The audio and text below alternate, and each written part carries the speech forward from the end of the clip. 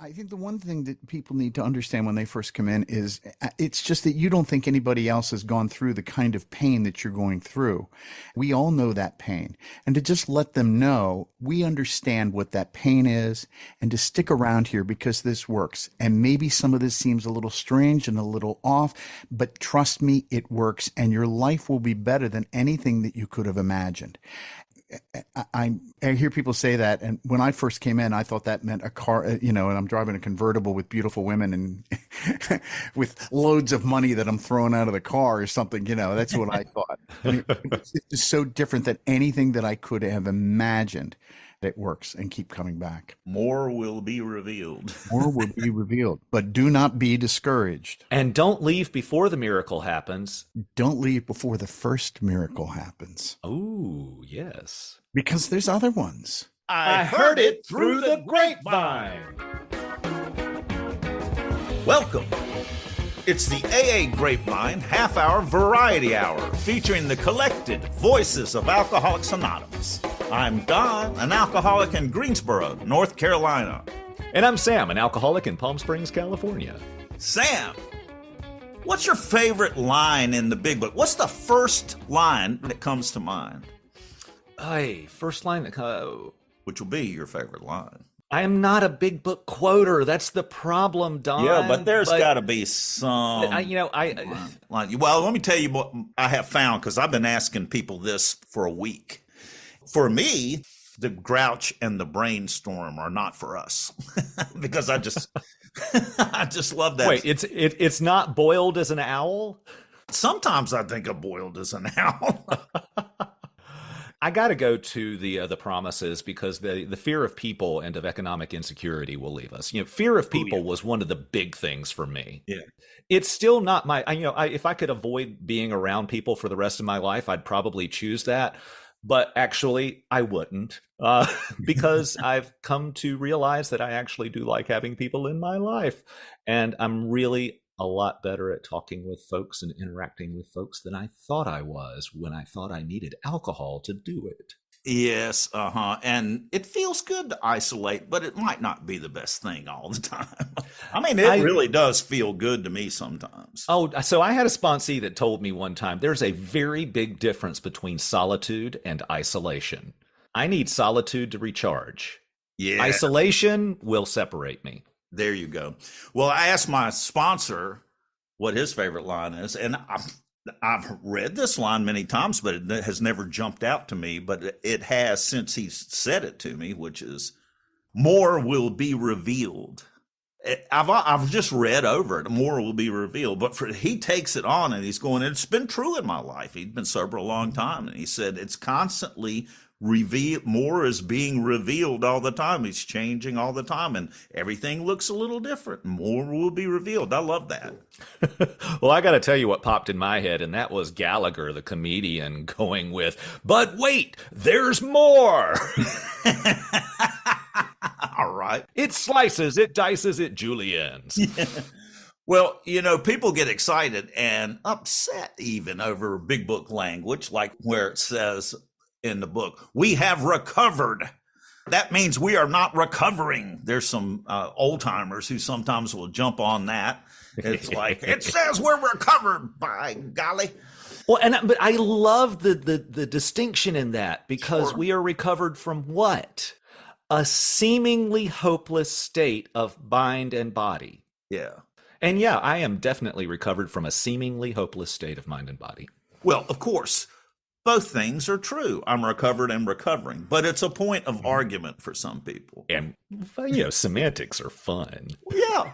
And another one is, it says in the book, I have to be concerned about 100 forms, or is it 400 forms of fear, delusion, self-seeking, self-pity? So 100 of each, is that what you're saying? Yes, people say, I've got 100 forms of fear. And I'm going, yeah, but what about the self-delusion? Is that another 100, or is that part of the 100? You're diving in deep there, Don.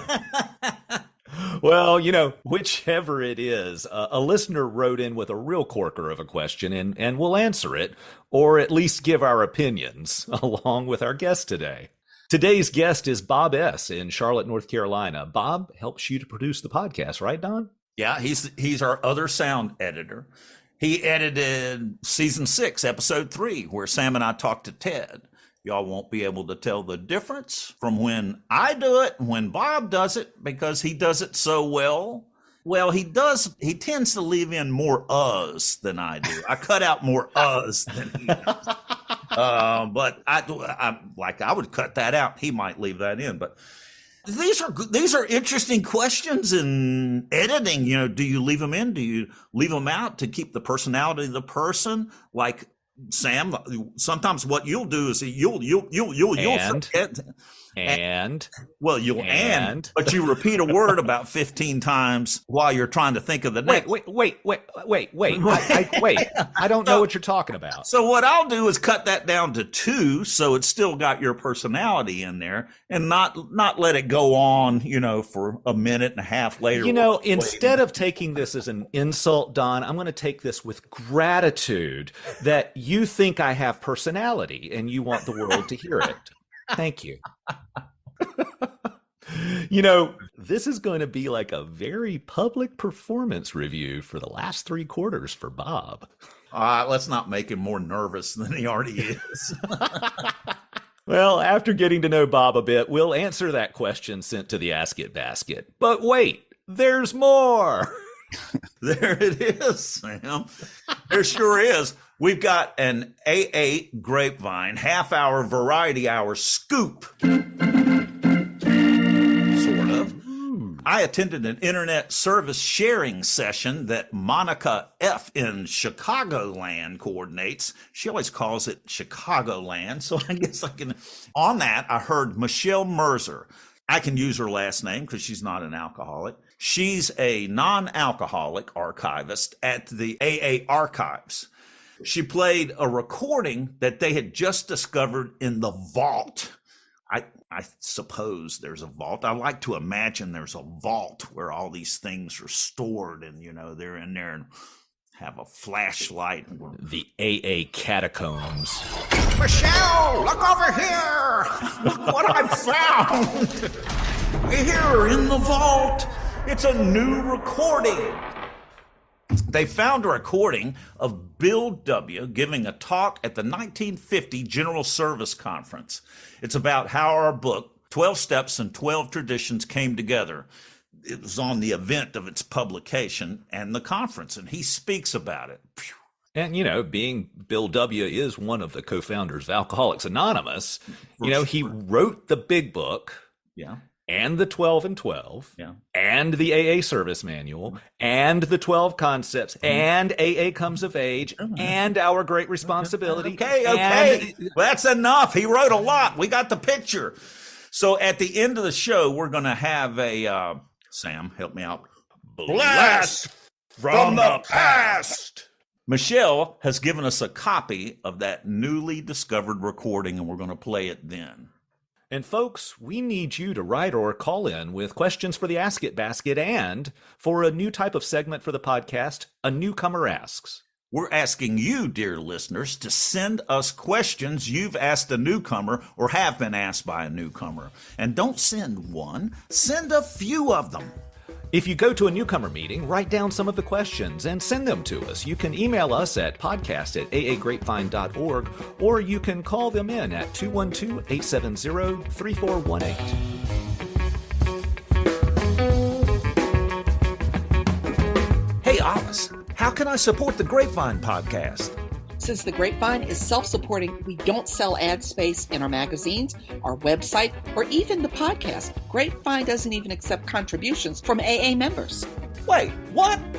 If you want to support this podcast, visit aagrapevine.org and click on store, or subscribe in the new Grapevine app.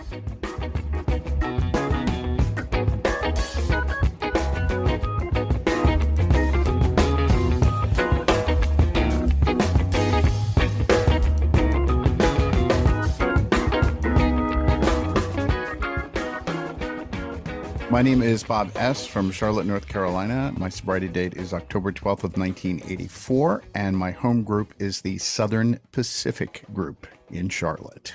Interesting. Southern Pacific Group in Charlotte on the East Coast. So the meeting was started by somebody who had moved from Los Angeles, the Pacific Group, and started the Southern Pacific Group. And we've been going now for, I think it'll be 33 years this year. Wow, that's fantastic. Bob, so glad that you are here. Yeah, it's great to meet both of you. Wow, it's great to see. It's great to. I've met Don, but it's great to see you. I've edited your voices many times in working on the podcast, so I feel like I know you. Yeah. Well, I'm glad that you feel like you know us and not that you hate us from listening to us so much. Yeah. Well, you have a unique perspective, Bob, because you've listened to the show and now you're on the inside of it. How is it different than what you imagined? I mean, I enjoyed it from the very beginning. I discovered it probably maybe about a year ago from when this recording is. I binged it. I just listened to all the episodes that were there, which is, I think, something that I've heard a lot of people have done. Seems to be. I knew Don was about 100 miles away from me. And so when I went to the state convention last summer, I was like, I hope he's here. And he was. I was in the hospitality suite and he was a volunteer. And I said to him, I said, I know who you are. And I think he said, I'm not sure, was what he said.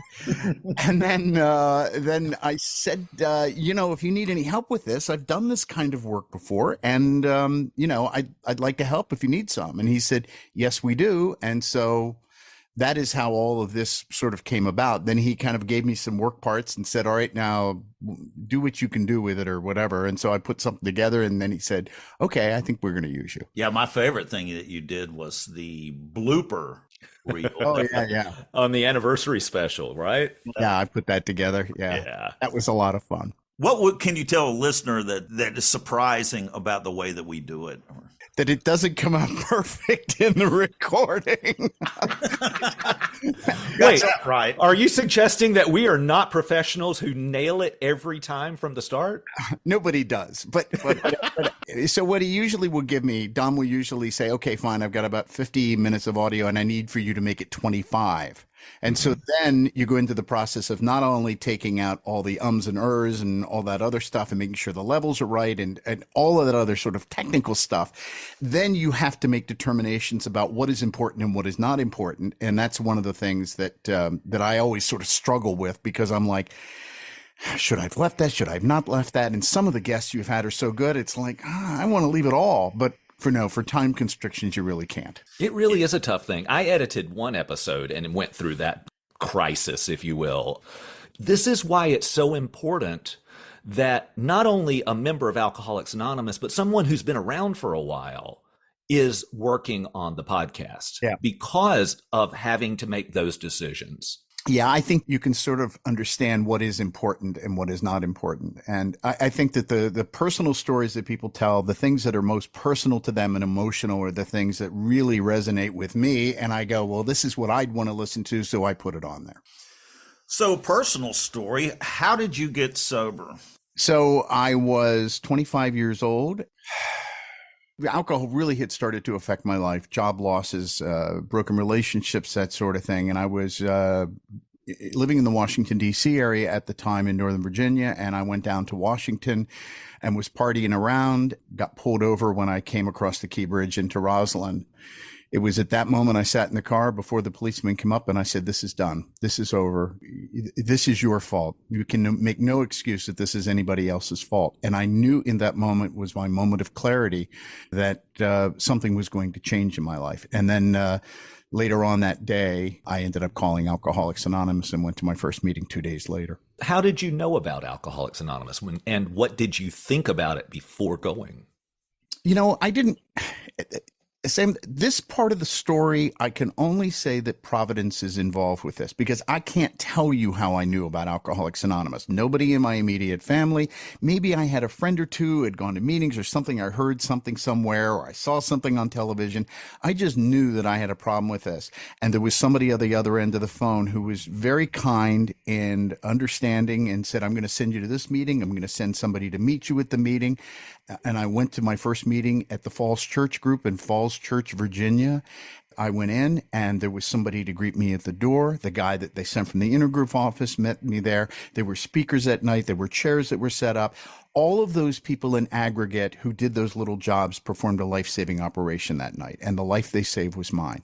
So a good, well-run, organized meeting is what saved my life. You know, you were the first person who has said that intergroup, when you called and asked for help and they gave you the meeting to go to, they arranged for someone to meet you there. Yeah. I have not heard of that being done. That's good. Yeah. Yeah. They sent out a guy who was in his early 30s. They said they were going to send somebody who was about my age. And I went, they're sending some old guy? But he ended up becoming my first sponsor. He really helped me a lot in giving me the list of things that I really needed to do, like having a home group and staying in touch with him and praying and some of this other stuff that really set up the things that I still do today in order to stay sober. Having a commitment's another one. Did you work the steps with him?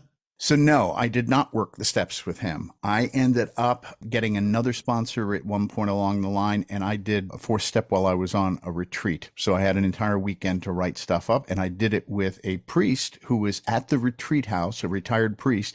There was also another one who was in the program who was there, and that's where I did my 4th step. I didn't do it with a sponsor. I did it with the priest that was there because I was raised Catholic and I had gone to a little high school seminary school and I was used to face confession. So the idea of being able to sit with somebody and talk about this stuff was not a completely foreign thing. I'd never parsed it out the way that our big book does, but it was not something that was a foreign thing for me to do. And I felt comfortable in that situation. That's in the big book. That you can. That's right. Yeah. It is. Sure enough. It does say that. I think it's really in there for that reason for Catholics. Yeah. Because for some Catholics, as I understand it, that's really the way it should be done. Yeah. With the priest. That's right.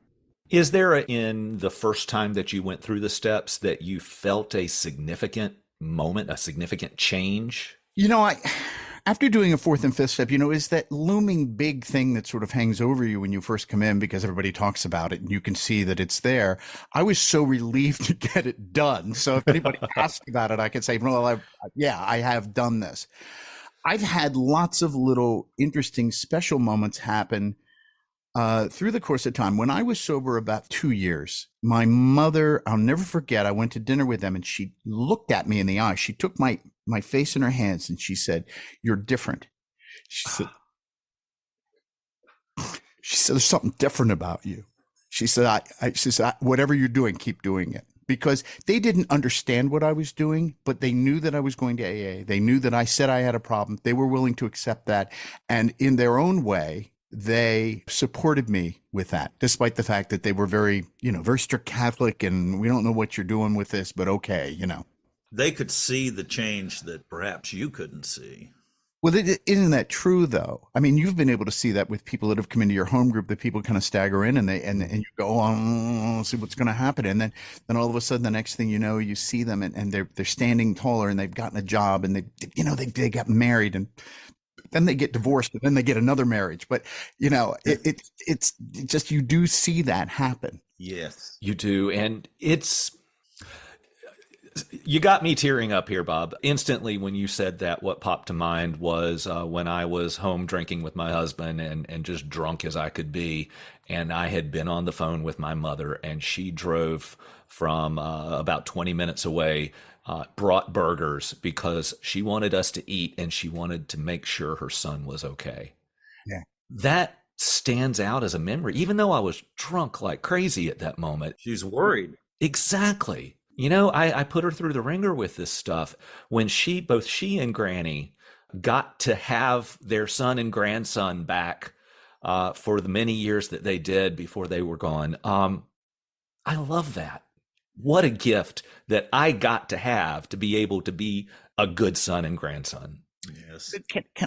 I'll share something else about my parents. They both passed away in the last 7 months or so ago. And one of the things that happened, my mother was difficult growing up. She was, and everybody who meets her goes, she's difficult. But, when it came to this, somehow she would say to me, she said, well, what are you doing? And I go, well, I've got this guy I'm sponsoring in the program, and I'm going into correctional facilities. And she said, what are their names? And I would give their names. She goes, I'm going to pray for them.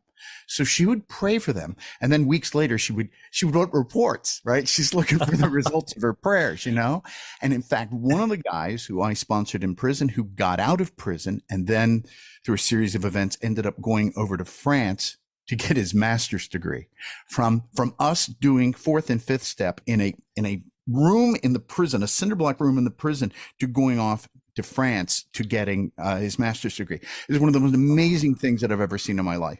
And I like to tell that story. It's not because I did anything, because when you sponsor guys, you don't do anything. You're just kind of showing up and go, all right, do this and this and this. And then you walk out and you go, I hope I didn't screw that up. But she wrote this guy in France. She wrote him and sent him money at Christmas time. And then, of course, he turned around. He wrote her back and said, I'm going to buy my mother a gift with that money, which she would tell that story to anybody who could listen. I mean, she just loved that story. The reason that I had this relationship with my parents, and I have two siblings who did not have that kind of a relationship. I'm not saying that I'm special, but what happens in the program is if you're making amends to people, if you're doing that, what it ends up doing is it forces the relationship a little bit. You end up talking about stuff you might not normally talk about. My amends first took place at a dinner where I sort of said I was sorry for everything. And then later I wrote them a letter. And what I did in that letter is I thanked them for everything that they had done for me. Most of all, I wanted them to know that my alcoholism didn't have anything to do with them. But those little things that they did for me, those little sacrifices that they made for me in my life, they made a difference in my life. And I wanted them to know that. And I wanted to commit to being a better son. Get greeting cards there on time, sometimes with the help of Federal Express, but I'd get the greeting card, there on time and that sort of thing. And so, I think that I owe that. And you know what's funny about this? I didn't really realize the magnitude of that until both of my parents passed away in the last 7 months. And AA is completely responsible for that because of the amends process.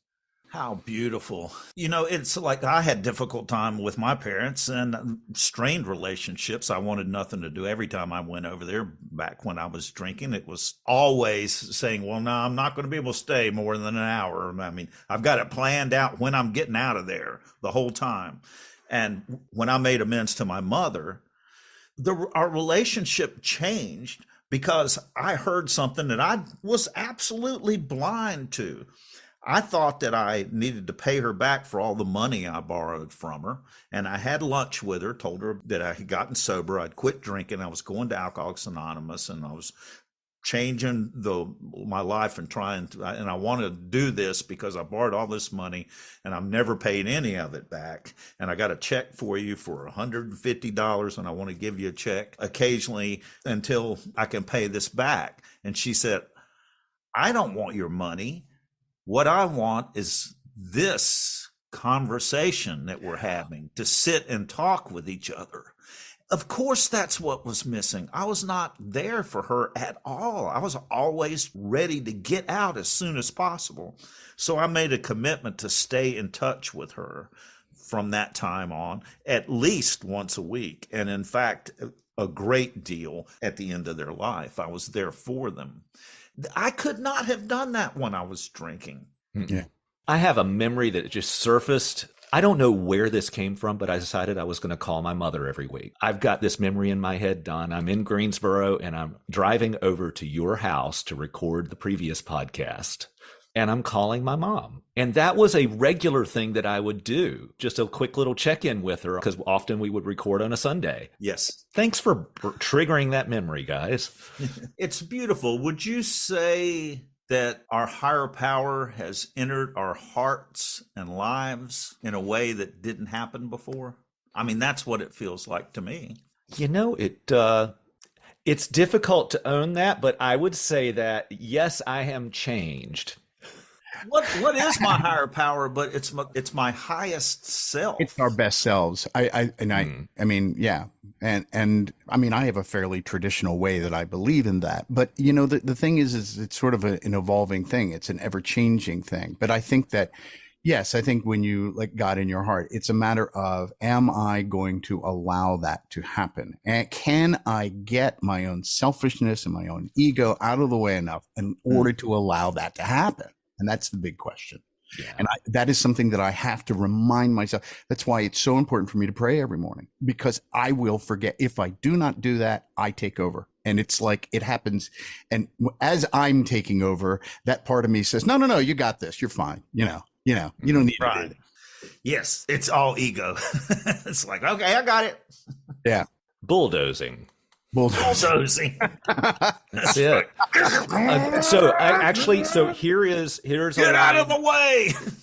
You were asking about lines earlier, and I'm bombarding the problems in my life. Bombarding. What a good word. Yeah. My favorite line in the big book is, do not be discouraged. I love that. Because you can get discouraged. I mean, life can be very discouraging. You can be discouraged with, I haven't worked the program the way that I would. I'm still selfish, and I did this thing that was selfish. I engaged in this behavior, and this makes me feel bad about stuff. And it's like, oh, do not be discouraged. So I have the balance of, I want to be hard on myself to not allow that to continue, but at the same time, not put myself down. Well, this has been great, Bob. Stick around. We got a question for the Ask It Basket. It's time for the Ask It Basket. What's that? That's the name Bill W. gave the basket that was passed around for questions. We want your questions for our guests. General recovery questions, newcomer questions, AA history. Got a question for the Ask It Basket? Go to aagrapevine.org and click on podcast. And now let's dip into the basket. We received this letter from Sarah S. She writes, on page 25 of the Big Book is the line, the central fact of our lives today is the absolute certainty that our Creator has entered into our hearts and lives in a way which is indeed miraculous. I've heard this line read two ways. Enter to our hearts and lives. This refers to our life. Or enter into our heart and lives. This refers to our Creator, of where our Creator lives and is being. Which way did the authors intend for this line to be read? Sarah, thank you. What a great question. And the podcast team in New York who first got your email said, we love this question. All of us read it to rhyme with hives rather than gives, but the alternative is even more powerful. We asked our resident Big Book scholar, Bill S., about this question. He's the author of Writing the Big Book, The Creation of AA. This is his reply. Very interesting. As you know, I have on occasion railed against the, quote, AA word police, unquote, but this one is in fact interesting. Personally, I read this as lives, but I'm not sure I can make a strong argument for that reading.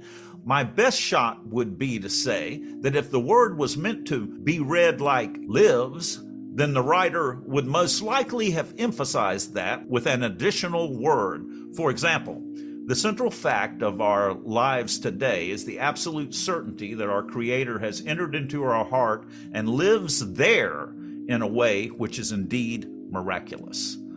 Best, Bill S. Thanks, Bill. That's really a good point. All you got to do is add the word there, and it really makes you say lives instead of lives. That's a good point, but we know that Bill was definitely an interesting writer, and so he may not have used an excessive word where he didn't really want one. Yeah, the Big Book is shot through with it. Nice reference there. Well, it is a really interesting question, and everybody that I've talked, I read this recently to someone and they were going, oh yeah, I really like lives, but the point, they're both good. And I like the ambiguity there because it just gives it more depth. Well, I am even more enticed to find out how the plain language translation of the Big Book handles it. Will we see lives or lives? Sarah, thanks for writing in. Indeed. Thank you, Sarah. Bob, this has been really fun. Oh, It yeah. has. Fun. Of course, Don and I have talked some, and Sam, it was great to get to know you a little bit better. Although I do feel like I know you from editing your audio and you talking about your grandmother and your mother and all of that. I mean, it's just really great. And I love what you've done with this podcast, and I love the friendship the two of you have and how that shines through. And the stuff that Alice has done on the podcast as well has really contributed. Oh, Bob, thanks so much. You can give a gift subscription of Grapevine or Lavinia. Grapevine has a long waiting list of incarcerated members who want one. Get your group, district, area, or AA friends to join in. It's easy. Go to aagrapevine.org and look for Carry the Message at the top of the site.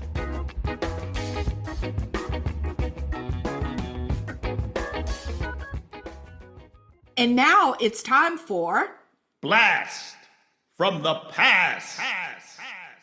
We have a really fine quality recording of Bill W. at the 1953 General Service Conference sharing on his future literature writing projects, including a book on AA's history and introducing his recently completed book, 12 Steps and 12 Traditions. This is AA's third General Service Conference that took place from April 22nd to April 26th at the Hotel Roosevelt. It's a 5.5-minute recording, and the recording does end abruptly mid-sentence, so don't worry. Thanks to the AA Archives for this historic recording. You can always visit AA Archives at the General Service Office in New York. One new book, the Step and Tradition Job, a chapter under each of the 12 steps and a chapter under each of the 12 traditions. When we started out to do the job, I was very reluctant about it. I didn't believe I'd ever be able to write again. I felt stale. I never had any confidence in my ability to write. You know, the drunks can talk freely. Few of us have time to read, and still fewer of us can really write or want to write. Well, I was one of those fellas. So I was so jittery about this whole business that I said, well, just let me take one of those pamphlets, that tradition pamphlet, and just as a trial spin here, let's see if we can revise that and try to get my hand in again. And finally, we came up with the notion that we ought to have a little chapter under each tradition, with the idea of putting that into this pamphlet or maybe a booklet to dignify it a little more, words of the master stuff, you know. And to our surprise, this stuff began to look pretty good. And still more to my surprise, Gene Exman, the religious editor of Harper's, just happened to be at my house. He knew nothing about this operation. And we showed him a few of those tradition chapters, which have been running in abbreviated form in the Grapevine, and asked him if they were clear and if they were legible and if he, as a reader and an editor, could understand what they were all about. Just asked him that favor. To our great astonishment, and before any of the chapters on the steps had been written, Gene, on behalf of Harper, showed a terrific interest. And he said, well, these will be interesting to the students of the movement and sociologists and so on and so forth. Harper's will be definitely interested just in these traditions, which, of course, were written straight for AA consumption. Well, of course, that bolstered up my ego a little and felt a little bit about the writing. And then somebody said, well, Bill, why don't you write a series of chapters on the 12 steps? Oh, I said, hell's bells, I can't very well do that because I haven't been able to make 12 steps work on me. The only thing much I've got out of them is sobriety, which is sometimes my sole virtue. I don't believe I could do a job like that. But we pressed on with it, and finally we ground out a longer chapter, in the tradition chapters, on each of the 12 steps. See, like Topsy, this thing sort of grew.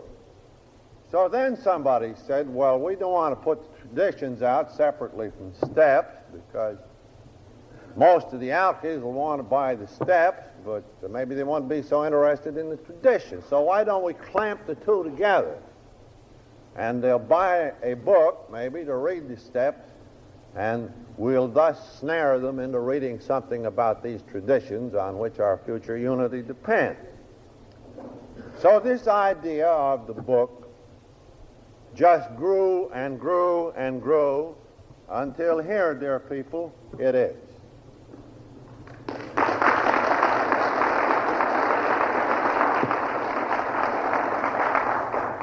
This is the very first copy off the press. We hope to have them generally available at conference time, but we actually can't begin shipments to the groups until May 10th. There was also quite a hassle whether I should sign this book, and everybody thought I should, but you know how obstinate I am. I thought I shouldn't, so that's the way it was. However, the only concession I did make was that the office could send out just one good plug, which after I read it, I felt was rather strongly promotional. Anyway, the drunks have already mailed in orders for 5,982 of these books in a matter of less than 10 days, and we've scarcely heard from the coast yet. Now, that's what I call buying a pig in the poke, because I have an idea that when you start reading these chapters on the steps, you'll find the going so tough that you'll want to throw the damn book right out the window. Now, that is a summary of this year's accomplishment. But the accomplishment, I really think, is not principally my own.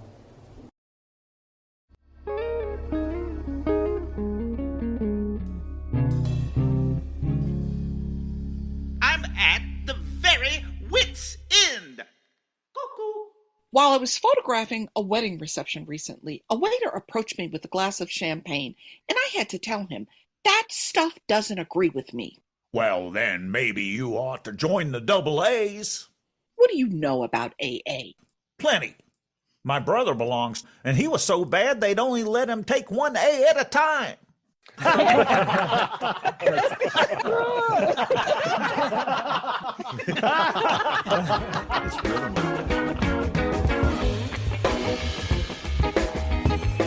Thanks for joining us. The AA Grapevine Half-Hour Variety Hour is posted every Monday and is produced by AA Grapevine, Inc. We don't speak for AA as a whole. We share the experience, strength, and hope of members to help others recover from alcoholism. Podcast info, including how to call in, is at aagrapevine.org/podcast. Search AA Grapevine in the App Store on your phone or find AA Grapevine on Instagram and YouTube. All things Grapevine are available at aagrapevine.org. If you want to know more about AA, search online for Alcoholics Anonymous in your city or visit aa.org. That was freaking amazing.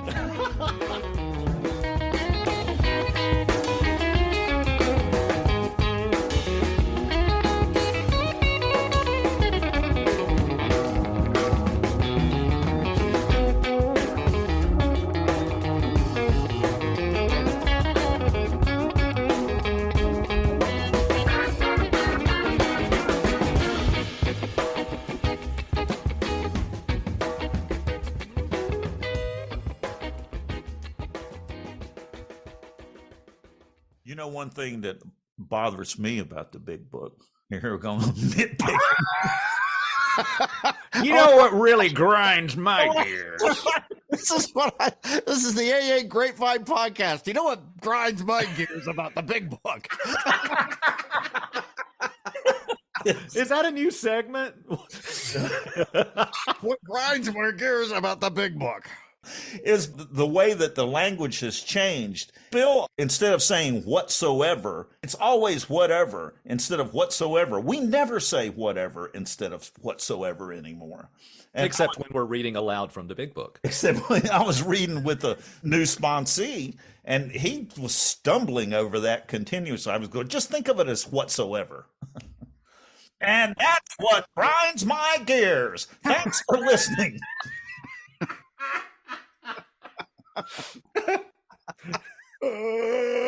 Well, We're going to get a sound effect that goes, some awful sound of trying to put a street transmission in and just ruining the clutch. Do that while I'm wrestling with the potential sponsee while we're breaking furniture.